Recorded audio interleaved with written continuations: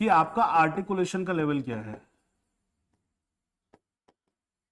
आपका आर्टिकुलेशन मतलब किस तरीके से आप चीज को व्यक्त करते हो। देखो, आर्टिकुलेशन और एक्सप्रेशन का मैं सिंपल एग्जांपल देके समझाता हूं। एक्सप्रेशन भी एक इशू रहता है। अभी मेरे कुछ भाव हैं, अब या तो ये बहुत गुस्से वाले हो सकते हैं, या बहुत सॉफ्ट हो सकते हैं, या किसी एक पर्टिकुलर तरीके के हो सकते हैं, डरे हुए हो सकते हैं, खुश हो सकते हैं। आप लोगों को समझ सबसे ज्यादा किस स्टेट में आएगा, जब न्यूट्रल और न्यूट्रल से थोड़ा पॉजिटिव स्टेज में रहेगा।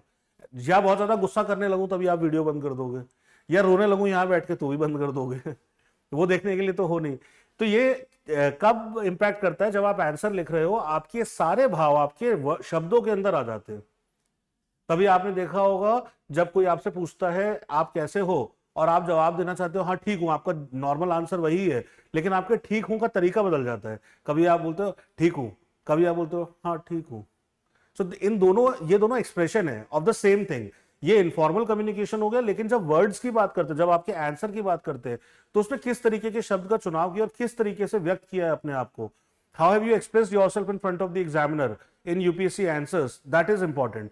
Articulation is how well can you modify and manipulate the words in order for a better understanding to be presented to the examiner.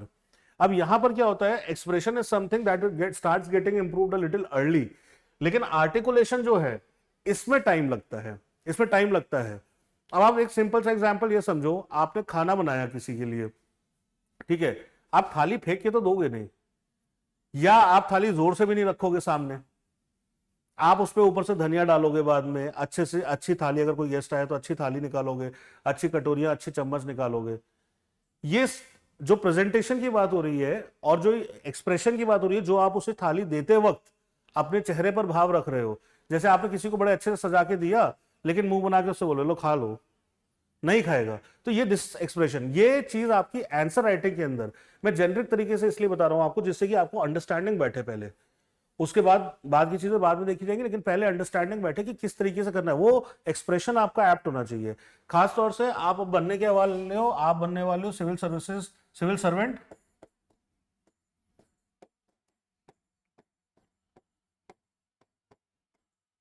Board बनने नहीं दे रहा, हाँ, सिविल सर्वेंट बनने वाले हो आप।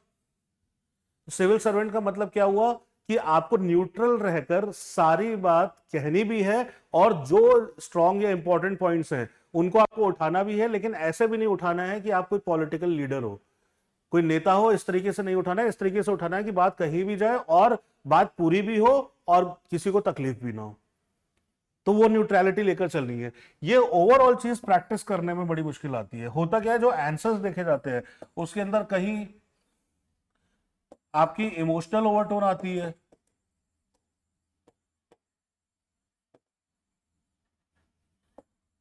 कहीं आपका रीजनिंग बायस आता है,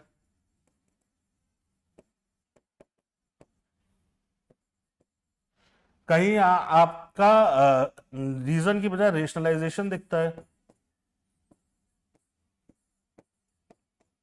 रेशनलाइजेशन दिखता है।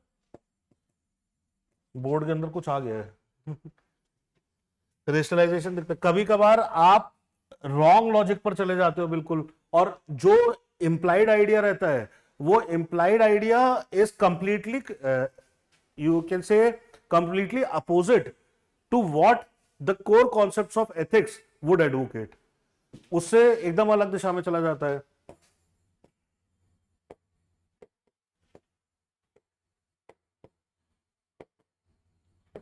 रॉन्ग इंप्लीकेशन हो गया।